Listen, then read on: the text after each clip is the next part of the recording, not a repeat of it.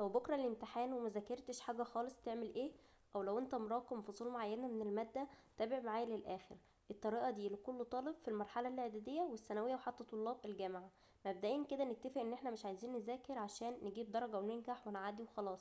لازم نخلي طموحاتنا اعلى من كده. ولو انت مش مذاكر، معاك لسه الفرصة بمذاكرة اليوم قبل الامتحان وهتلم الدنيا. فتعالوا نشوف الطريقة. اول حاجة، احنا ما نقولش ان احنا مش معانا فرصة وخلاص ضعنا والكلام ده. انت ممكن تتعب يوم وربنا يوفقك في الامتحان. فما تحبطوش وخليكم واثقين في ربنا ثم في نفسك.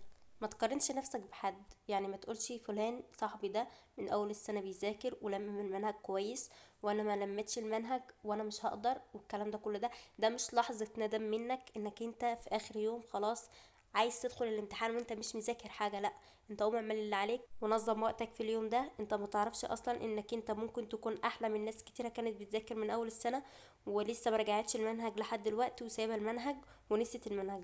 فانت معاك فرصة اصلا انك انت تلم المنهج وتقدر تلم المنهج في اليوم ده وكمان تقفل المادة. بس انت خلي عندك النية انك انت عايز تدخل الامتحان علشان تقفل المادة، مش عشان تجيب درجة وتعدي وتنجح وخلاص وكمان تجيب مقبول في المادة. لا، خلي طموحاتك اعلى من كده. تاني حاجة، حسن نفسيتك وخرج من دماغك اي تفكير سلبي واي ضغط عشان تقدر تذاكر في اليوم ده، وكمان عشان دماغك يستقبل كمية المعلومات اللي انت هتذاكرها في اليوم ده. وعشان نقدر نذاكر المادة في اليوم ده هنعمل ايه؟ احنا لازم ننام كويس قبل اليوم ده، اللي هو انت اصلا صباح عليك الامتحان فانت تنام من بالليل. فالطبيعي انك انت تنام من 6 ل 8 ساعات. في الفترة دي لازم نرتاح في الوقت الطبيعي بتاعنا، تمام؟ علشان اليوم ده هنذاكر فيه 24 ساعة. يعني لو انت مراكم المنهج كله او فصول معينة، معاك يوم سليم انك انت تقدر تلم المادة فيه. وانا كطالبة جامعية ما ذاكرتش المادة غير على امتحان الميد، فرقمت المادة من تاني. فالحمد لله قدرت ان انا الم المادة في 4 ساعات. فانت لو عندك 8 فصول مثلا هتعمل ايه؟ اول حاجه كده هتبدا انك انت تقرا فصل بفصل. ولو في حاجه مهمه محتاجه انك انت تحفظها او تفهمها، هتجيب ورقه خارجيه وتبدا انك انت تعمل اشكال للمعلومه اللي انت عايز تحفظها دي او تفهمها علشان تثبت في دماغك، تمام؟ وبعدين ابدأ لخص الفصل ده بإيدك واكتب النقاط المهمة في الفصل. وما تكتبش كل حاجة، خد النقاط المهمة بس واكتبها، تمام؟ طيب لو انت مش بتعرف تذاكر غير لما تسمع شرح، انت ممكن تجيب فيديو من على اليوتيوب، تمام؟ وتسرع الفيديو ده على سرعة 2 وتبدأ انك انت تسمعه وتشوف بيتكلم عن ايه الفصل ده، تمام؟ وتاخد نبذة عنه. تاني حاجة بعد كده بقى ابدأ لخص النقاط المهمة، تمام؟ وهكذا في كل فصل هنعمل كده لحد ما نخلص ال 8 فصول. يبقى الفترة الأولى هنعمل ايه فيها؟ الفترة الأولى نبدأ ان احنا نسمع الفيديوهات ونلخص كل فصل من الفصول، تمام؟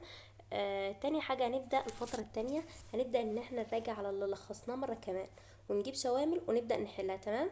ودي بقى آخر فرصة معاك. لو انت مش مذاكر فالطريقة دي هتضمن فيها المادة. لو انت حليت الشوامل قبل كده هتبدأ انك انت تراجع على الأسئلة.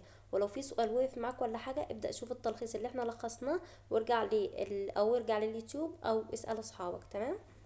طيب انا ازاي لميت المادة في 4 ساعات؟ اول حاجة عملتها ان انا شفت محتوى المنهج بتاعي وبدأت اعلم على الفصول اللي انا ذاكرتها ايام امتحانات الميد والفصول اللي انا محتاجة اذاكرها. تاني حاجة دخلت على اليوتيوب، جبت فيديو ملخص للإدارة كان مدته ساعتين، ضربت السرعة في 2 وبدأت ان انا اكتب وراء النقاط المهمة، تمام؟ وبعدين بدأت اراجع البي دي اف اللي بيشرح منها الدكتور. وتاني حاجة رجعت التلخيصات اللي انا لخصتها، تمام؟ تاني يوم استغليت وقت المواصلات وبدأت ان انا اراجع الاسئلة اللي الدكتور شرحها لنا علشان بيجي منها بعض النقاط. طيب ازاي اقسم اليوم ده صح علشان اذاكر مادة كاملة في اليوم ده؟ المفروض ان احنا لو ما ذاكرناش حاجة خالص من اول السنة ومراكمين المنهج كله، المفروض ان احنا ما نقلش عن 12 ساعة مذاكرة. طيب هنذاكر ال 12 ساعة دول ازاي؟ هنقسم اليوم 4 جلسات، تمام؟ كل جلسة نذاكر فيها 4 ساعات. اول 8 ساعات المفروض انك انت تبدأ تلخص المنهج فيهم وتبدأ انك انت تسمع فيديوهات. ال4 ساعات الاخر المفروض انك انت تبدأ تحل فيهم شوامل، تمام؟